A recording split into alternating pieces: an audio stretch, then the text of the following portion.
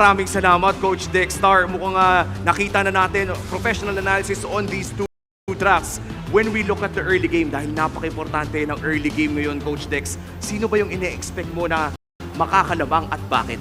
Feeling ko sa mga first turtle clash na mangyayari ngayon, kukontrolin ng TLPH yung turtle while si King Kong magpa-farm muna siya, kukunin niya muna yung timing ng hero niya. Ganun yung mangyayari ngayon. Wow. Since malakas yung XP lane and yung hit ng So most TLPH. likely, Coach, may expect natin na medyo babagalan muna ni King Kong yung laro niya para makuha yung mga resources na kailangan niya in terms of objectives. Yung Fredrin na nabanggit din natin dito sa panel na napaka-potent around objectives ay maglalaro naman around those force turtles. Once again, it's TLPH kontra Onyx Philippines. Lamang na po ang TL ng isa pero best of 7 ito. Mahaba pa ang kalbaryo at babalik tayo muli sa Land of Dawn. Magsisimula na ang game number 2. Punta na tayo sa ating mga casters. Mas lalong higting ang tensyon matapos ang unang laban na na-secure ng TLPH. Pasok muna tayo sa pangalawang laban ng ating Grand Finals na kung saan makakabawi nga ba ang Onyx Philippines. Alam mo, excited ako dito kasi for the longest time, parang 2 taon ata, Fredrin ang nangingibabot. Isa si Carlito sa mga talagang matitindi mag-Fredrin at ngayon ay hawak niya to. Oo, matagal niyang in-adjust yan nung nanalo sila ng M-Series, naka-utility jungle si Carl Tizzy. May konting sakit pa ng loob yun kasi sabi niya, gusto ko mag-assassin. Diba? At yung kanya namang katapat ngayon is going to be the Ling Assassin Jungle para kay King Kong. Let's talk about yung evolution nila as junglers Midnight. Nakilala natin even Carl Tizzy na ngayon ay tila ba ready to put his life online para lang kumana yung whole, sabihin natin, plan nila. Oo, nagmamature na yung laro ni Carl Tizzy rito na hindi na siya yung, usually siya yung for protect one. Siya yung pinoprotektahan, makapag-farm lang, bubuhat ng late game. Ngayon, inaalay niya na, pinapasa niya na yung responsibilidad kay Oheb, todo protekta. Kanina si Carl Tizzy nung game number 1 sa Grange ni Oheb. This time, he is still gonna be able to do that with his signature Fredrin. Yeah, yung very important dito yung connection pero ko-connect pa ang mga skills. Okay, revitalize gamit Episode Blade para dito kay King Kong. JD Boy pa rin! Oh my Maliit na goodness! buhay. Abot naman ni King Kong. Naku, medyo nagiging greedy si King Kong dito. Atras muna siya. Nag-dive pa doon. Medyo napakapit ako doon sa Yung paangat ng Fredrin, men, yung sundot. Yung nasundot. Yung sinundot paakyat. Carl, sundot muna siya ngayon. Diba, pinigilan niya yung attempt doon ng King Kong. At tama ka, Burrito, tila ba sobrang, sabihin natin, asim or lalim doon ni King Kong. Pero alam niyo kung paano pipigilan yung kanyang sarili. Pero hindi ata mapipigilan kasi pumasok si Brusco. Ngayon naman, nailatag yung Asher Echo. Tatama yung Star Shotter. Pasok din si Kurt dito na yung mag-embrace shot. Mula kay Carlito, hinabot si Brusco. Makakapatay kagad. 1 for 1 na magiging palitan. Hindi pa natapos ito kasi si Kirk ay nasampahan din. Ngayon naman ay si Sanford ay ginikilid lamang and Sanji ang makakasecure ng kill. Sobrang daming control ng TLPH. Again, ganito. Yung usually pinampanalo nila, minsan hindi mo kailangan ng damage XP. Dalawang utility on the jungle in XP. Kasi yung mga damage dealers sila nanggagaling sa mid at nanggagaling sa gold. Kitang-kita mo kanina ang tagal patayin ng mga frontliners ng TLPH. Kumbaga, kailangan lang ng tamang timpla dito kay Sanji. Oo. Grabe, no? Kahit yung green camp natin dito, grabe yung pag-aay ng TL. Yeah. Ayaw bigyan ng farm si King Kong kasi ganun yung nararamdaman daw ni Carl Tizzy for the past 3 years. Pag jungle ako assassin, ganyan yung ginagawa sa akin eh. Oy, wait lang, may ginagawa din kay JP dito. Asher Echo, tinamaan yung dalawa. Brusco naman ngayon. Taunt is there para dito kay Carl Tizzy. Binabato-bato lamang ng planggana. Oh my goodness. Naagaw pa. Grabe naman yun. Focus lang si Carlito dito, ha? Locked in. Bawal siya makuhaan ng kahit ano, green, bawal makuha yung Lito, bawal makuha yung Turtle.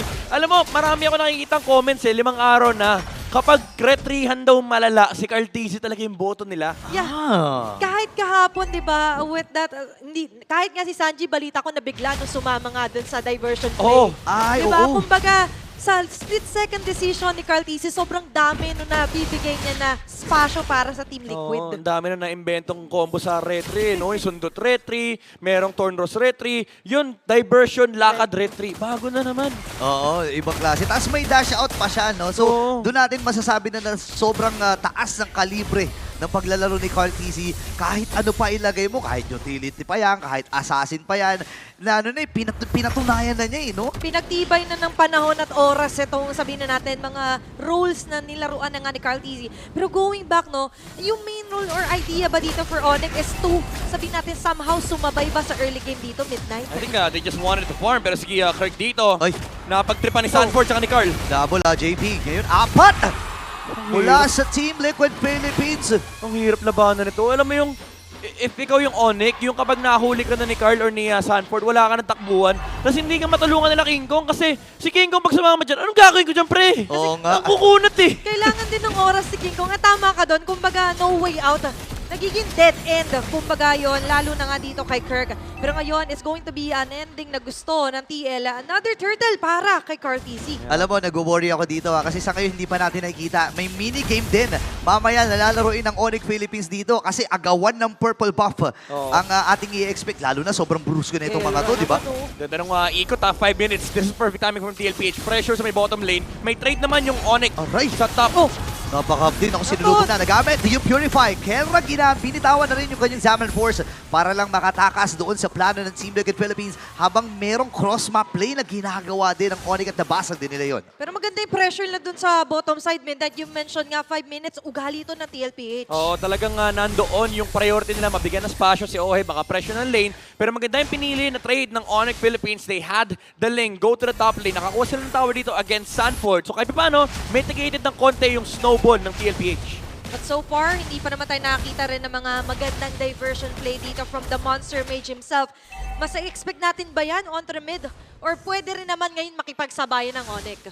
Feeling ko talaga, control muna ng mapa. Tama kayo, yung mid priority napakataas dito for both sides kasi dito manggagaling yung rotations.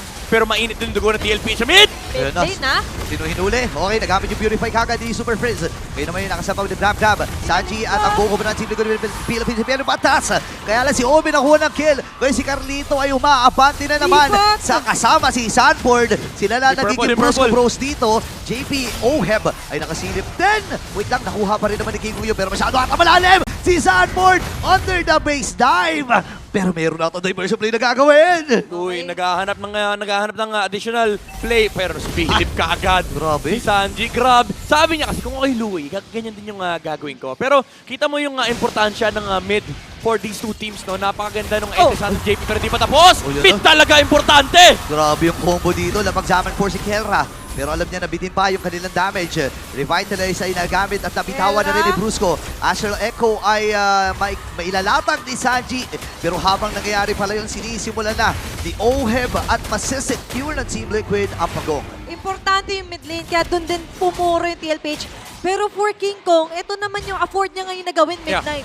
Trade lang talaga, hanap ng cross-map play, look for farm, play the perfect lane game na kung saan kapag ready ka lumaban, pwede ka mag-commit ng Tempest of Blades. Pero kapag walang magagawa dito yung Onyx Philippines, just opt to pressure the map, kumuha ka ng side lane, mag-farm ka para at least hindi ka nabe-behind ng farm versus the Fredrin. Yeah, and even yung idea na ilaban talaga yung purple buff doon ni King Kong is actually a great idea here para sa Onyx Philippines. Meaning for TLPH, ang pinaka-tricky dito is kung paano naabutin mamaya si Sanji. Ay, oo nga, ang hirap nito Kung baga iniisip ko rin lang well, sapat naman yung kanilang crowd control dito, Midnight. Kaya naman nila, kumbaga they have the tools to deal with TLPH. Ang problema kasi dito, yung farm disparity, yung farm difference. Ayun Oo, pa. nag-e-enjoy si King Kong. Kanina pa siya nag-i-split push. Pero oy! Hoy, grabe ito Hindi! ng agad! Super Prince ay namatay! Napabilisan lang. Sanford! Nagamit din. Masyado malalim natin si Sanford. Pero sa atin, nakakapan! And this Nabuhay time, pa! nakakuha si JP ng isa.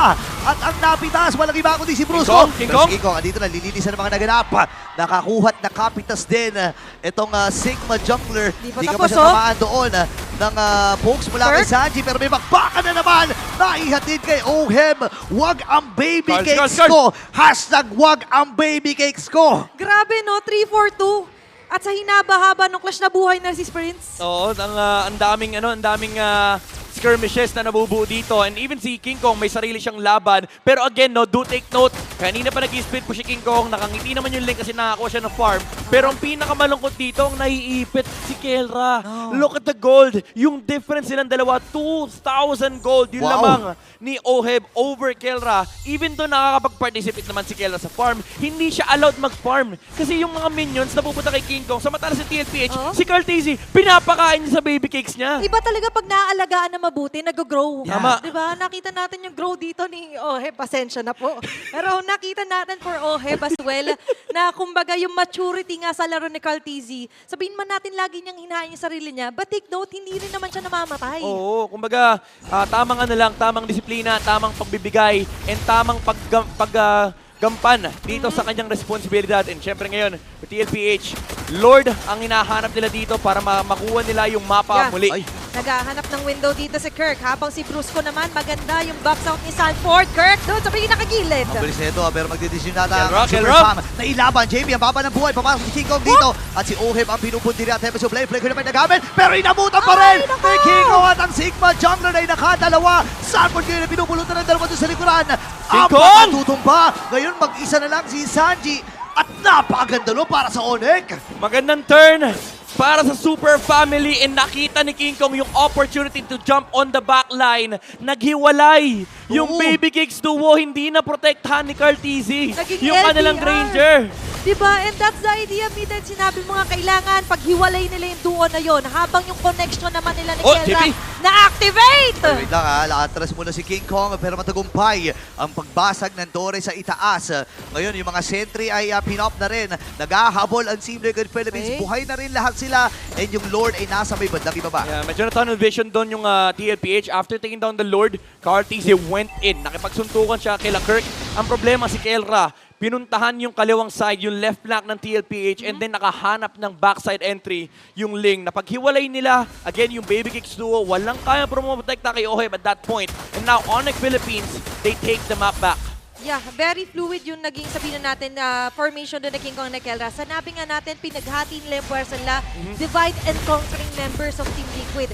Pero Midnight, the triple kill somehow doon, hindi lang basta napangiti si King Kong, mas lalo pa siyang napahalakhat. Oo, kasi ano to late game yung habol ng Onyx Philippines. As long as scale yung hero ni Kelra at ni King Kong, they will always have the advantage pagdating sa team fight kasi yung damage output ay overwhelming para sa Brusco. Makakdi ngayon ay Aray! tamaan! Diversion. Heaven Sandy connection, ladies and gentlemen. Pero sakto lang yung diversion para makatakas din ang Onyx Philippines sa planong rundown ng TL. Medyo malalim yung pwesto ni Brusco doon. Knowing na may nagde-defend sa may bottom lane kasi may Lord na pumasok, Brusco was caught off guard by TLPH. Fortunately for Onyx, may mga holy defense pa naman. So kahit paano, medyo mapapatagal pa yung game na to. And King Kong, again, play the perfect lane game. Look for the trades, look on the side lanes, pressure the map. And as long as hindi naman siya basta-basta naaabot or napapatay, Oy, gusto oy, niya oy, pa- oy, oy, oy, oy. nakikita naman siya ni Carl Tizzy. Nakakakilig pala makita na magkasalubungan si Cartesi Oo. at saka si King Kong. Oh. Tapos naka-utility si Carl, no? Parang, boy, kung ako yung link, gagawin ko rin yan. Diba? Alam ko saan ka magpa-farm, alam ko saan ka nakapwesto. And ano kasi, di ba, nakuha yung purple kanina. Sabi ni Carl, boy, may purple pa ako. Patayin niyo yung malaki, iwan niyo yung maliit, para walang purple buff si King Kong. Diba? And that's the idea talaga ngayon na nilalaban niya sa mind games ng TLPH dito yung Onyx. 9-8 ang ating current kill score. Around 2 clashes, pumantay yung pabor dito sa pagkabilang kupunan Midnight. Oo. Medyo nag-build si Carl ng Blade Armor. Just to mitigate the physical damage galing dito kay King Kong and Kirk. Usually kasi yung mga binibili ng mga tank junglers no, is yung Assault Kiras. Para at least yung percentage-based damage ay bumababa. And even si Sanford naka-Blade Armor. But I think ang reason dito is ito kasi yung pinakamataas na physical defense na makukuha nila ngayon. And then susunod pa rito yung Assault Kiras. And all that they can muna para makadepensa talaga. It's all about surviving kasi sa dive na meron dito yung TLPH.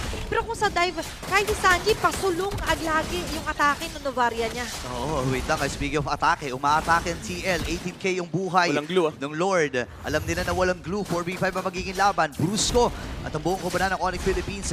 Pumipwesto lamang dun sa right Yeah. mid bush at nag-aabang. Tsaka tricky to kasi dahil butas nga yung top lane nila, Yep. laging may threat na pwede manggulo doon sila Super Fence. Doon magaling naman sa chase down yung Onyx. Yeah, pwede nilang patagalin to honestly kahit magdamag sila mag-Lord Dance kasi control ng Onyx Philippines yung side lane. And yung glue is always gonna be in charge of resetting that wave. Kaya mabilis yung response dito ng Onyx Philippines. They can force a 5v4 clash. Kaso wala yung blue dito. Pwede mag-dive in ng Onyx. Nilatag yung Lumaban, Asher lumaban! Echo. Uy, ang baba ng buhay ni Brusco ngayon si Carl TZ. Ay, naku po! Nakakuha na ng Lord! Kaya lang namatay. Itong si Brusco, diversion kagad pa atras. Successful ang plano ng Onyx Philippines na kunin ng Lord. Kita mo yung galit ni Cartesi. Alam nilang wala silang magagawa sa Lord. And nung nakita nila yung diversion parang kay Kirk, naghanap na siya ng potential next target kaso wala talaga sila nakuha. Yeah. Eh medyo kalungkutan yung nangyaring setup na yun for TLPH kasi alam nila medyo wala ka rin talaga magagawa eh. Kasi hawak ng Onyx Philippines yung side lane, hawak nila yung opposite lane ng Lord, and then nag-force ng 5v4 engagement dito yung Onyx so they had to back off habang kinuha ni Kelra and King Kong yung Lord. Ito yung kahirapan pag compromise yung pinakabase mo eh. Kanina nga, lagi natin binabanggit, mahihirapan din alone dito si Carl TZ kapag wala si Sanford. Pero ngayon, dedepensa muna ang Team Liquid. Onyx Philippines mamarcha, bandang gitna, pati yung baba, naka-flow yung minion wave. May Lord na dala-dala rin. Mabilis lang to para sa Team Liquid Philippines. Hindi na sinamahan ng Onyx dahil nga naman hindi sabay-sabay at hindi nagsabay-sabay yung mga minions na kasama nila doon. So parang ibinigay na libre para sa Onyx. Pero sila na may hawak ng lead. Nirelaxan lang siguro ng Onyx dito. They want to play it safe. Knowing na alam nila na sila yung late game. Nagsiscale yung mga hero sila. Tumataba si King Kong. They now have the lead. So there's no point on exerting any extra effort na pilitin pa samahan yung Lord. Kasi basag naman yung pupuntahan na lane ng Lord. Siguro ang iniisip na lang nila dito is naghahanap sila ng yung matinong opening para either mabasag yung mid or force a 5v4 engagement kung saan magagamit nila yung split presence ng Ling para mapaghiwa-hiwalay nila yung TLPH. Tama rin naman. Also maintaining yung figure kasi nakakuha na sila ng lead dito. Kanina nga binanggit natin, kanina shaky, pero ngayon hindi na shaky kasi dun sa pinaka-tumatangke na damage, topping the church sa dito, si Bruce at si Kirk. So kaya na nila indahin, kailangan na lang nila ng oras at nakuha na ni King Kong din yun. Sobrang ilap din kasi ni King Kong. 4-0-1 na KDA para sa Ling na laging kasama sa team fight. Para bang ang hirap isipin kung paano nangyayari yon. Yeah. Pero ang Onyx Philippines, alam kasi nila kontrolado ang sitwasyon. Hindi nila kailangan isipin yung top lane. At ang importante lang para sa kanila ay humanap ng mga paisa-isang trade. Kasi matetelegraph ng Onyx kung saan yung pwesto dito ng TLPH. They're always gonna be stuck inside their base knowing na may Luyi. So yung diversion dito ni Super Fins, di pwedeng i-underestimate ang TLPH. So you can assume, kahit hindi mo kita yung info, if you're Onyx Philippines, alam mong nandito lang sila sa part ng mapa na yun and laging may maghahawak nung top side. Yan yung, kumbaga, domain na ni King Kong yan. Yung kalahating mapa sa left side, mapa ni King Kong yan. So if you're TLPH, yung solution dito is to find King Kong on the opposite lane pero hindi rin pinapakita ni King Kong yun. Actually, for the last 30 seconds, never nagpakita yung Ling. Kumbaga, yung Onyx, napo-forecast nila yung pwede maging position there for TLPH. Meanwhile, for TLPH, sobrang cloudy nung mapa sa kanila ngayon. Yes. Not only that, compromise din kasi yung setup nila dito. Imagine, naka-purify po si Super Friends and Kelra na by the way, hindi rin Ayan! abot! Ayun, hinuli si Sanford pero may mga nagamit na skills dito ang Onyx Philippines habang nag-spread lamang. Ito si Sanford. Oo, pero ganda nung heads up play ng Onyx na hindi yung Ling yung pinadala nila, 4 na members kasi alam nila pagtatangkaan ng TLPH yan eh. Uy, nakita. Binaburst! Nakita, buburst ata Madali. nila dito. Si King Kong ay nakasilip din Aabot, ako. ha? Po! Pero si Carlito nakakuha! Ibibigay na ng Team Liquid Philippines yung kanilang jungler. Pero kuha nila yung Lord. Pero namatay din si Carl TC. So if you're Onyx, pwede ka mag-relax lang. Pwede mo sabihin na, okay, sige, fine, ganda ng call. Yeah. Napatay ng TLPH yung Lord pero di rin kasi nila magagamit. Oo nga eh. Pagkibot balikat na lang muna kasi 'di ba nakita natin yung idea, rush yung Lord, prefer Onyx as you mentioned, okay lang. Nadapa man, bangon lang ulit. The Lord will be marching on to the mid lane. Pero Burrito, for Onyx, hindi nila problema yung pagtunaw dito. Yun nga eh, mabilis lang para sa kanila. Nabanggit ni Midnight kanina, yung taas ng damage ni King Kong, yung taas ng power dito ni Kelra. At doon kailangan tumingin ang Team Liquid Philippines. Ngayon si Kirk, dumamba na nga kagad. Infernal Pursuit ay nagamit. At ito yung sinasabi kong salubong. Talagang hindi na nila pinatawid doon sa river. Uy, sumanib. Wait lang, nakasanib. Okay. Medyo malalim ata si Sanford. Ganda yung Dito, latag. may ba siya? Brusco, sinasalo lang yung mga bala mula dito kay Oheb. Habang Sanford, kinatinig kanyang buhay. King Kong at si Kelra ay sumisilip din. The KK connection. Napaparamdam na nila kung gaano kahabdi ang kanilang mga pokes. Naglambingan lang sila sa mid. Napatay pa rin naman yung Lord sa gitna. So another reset for these two teams. Wait for the next Lord ang kinagandaan for Onyx Philippines is napatay nila si Carl TZ after the Team Liquid bursting down the Lord. Sobrang commendable na napakatapang ng TLPH na gumawa ng ganong play. Kasi technically 50-50 yun, hindi nila kita kung nasaan si King Kong. Yeah. Kasi ang ganda ng pwesto ni King Kong never siya nakita Yeah. ng TLPH for the entire setup ng slow push. Never nagpakita yung Ling up until that mid wave. Nung nagpakita yung Ling doon, siguro na telegraph nila magbabuff muna kaya nag-call dito yung TLPH ng burst. Pero again, hawak pa rin ng Onyx dito yung mapa. This is still their Lord to lose. Tsaka maganda na na-point mo ang tapang nila kasi imagine butas nga yung top lane nila. Any moment so, pwede ngang doon may King Kong na Oo nga bigla na lang tumapos ng laban. And as you mentioned, dahil nga sa gantong sitwasyon, lagi at lagi may humahatak sa multo na kailangan lang dumepensa. Yes. Siguro yun yung concept dito ng TLPH. Parang either way, mawawala yung Lord sa atin So, just make a play. At least, di ba, you force the 50-50 kesa 0 to 100. Kasi for sure, yung Lord ay mahahawakan ng Onyx. So, this is TLPH always trying to look for plays na pwede nilang may pang-counter sa kung anumang setup na ginagawa ng Onyx. Again, super important nung top lane presence dito. At some point, may aakyat dyan from Onyx Philippines. Lagi at lagi yung threat na yan 100%. Diba? Yeah. Nakikita natin every game. Lalo nga meron silang Louis. Yan yung number 1 threat nila ngayon. Pero aside from that, uulitin lang natin na King Kong very good onto ganda! finding hiding spots. Pero ito yung Huli. nakita sa hiding spot. Ang ganda, may CCTV. Bilang ng TLPH kung ilan yung aakyat dito from Onyx. Pero may diversion May diversion. So kaya lalapag yung diversion play na ito. Uy, doon pala sa may ibaba. Minded. Wag maingay. Oo, bawal yung ginawa ng TLPH kanina. Kasi ngayon hawak ng Onyx yung Lord. Wala nang pake sa top lane. Sabi nung Onyx, alam namin may threat din dyan sa top. So walang aakyat sa amin. Diba? Naramdaman and maganda nga yung idea na ganyan. Di ba basta padadaig dito ang TLPH. Pero as you mentioned, yung Lord talaga is high chance na Onyx ang makakuha na to. Pero pwedeng ilaban. Parehas walang gusto umakyat. Wala. Kasi alam nila pinagpaplanuhan sila pare-parehas. Ayaw magpakita dito ng parehas na kung sino man ang talaga doon. Pero kasi ang mahirap, may diversion ng Onyx Pwedeng linlangin nila doon sa gagawin ng Onyx, di ba? Pilipinas, welcome to the Lord minigame. Ito na naman tayo. Almost 21-minute game time dito, Midnight and Burrito. Grabe, But still, tingnan mo yung tagong ganito ng Onyx. Oo. Deja vu to sa ating lahat eh. Kapal na nung ang kapal na ng stocks ni Ohay ba? 900 na. So, kaya Halos pala 1,000. Oo, kaya pala ang dali i-burst nung Lord na for TLPH. Pero tama nga Atine, yung wala talagang gustong gumawa ng play. Wala. Kasi delikado yung top lane, dead lane yan. Pero ito, Onyx Philippines replicating what TLPH did. Kita. Sinubukan nila yung burst. Pero ito yung problema kasi, yung vision na binibigay ni Sanji. Yun yung malaking bagay if ever hindi man nila lagi at lagi makikita sa King Kong pero enough na makita niya yung ibang member. Oy! Praise! Hindi nila nakita sa gilid si Kera at si Super Prince. Naman din nakakit si Onyx ngayon. Naghahabol ang Onyx Philippines. Si King Kong ay sinisilip na kung sino magiging target. Si Carlito ata. That's Pwede pa sa play na gamit. Mamamatay si Carlito. Antonio Ginami Slam. Pang-control lang sana. Pero si Kera ay nagwawala na. Tatlo ang That's tutok it. pa.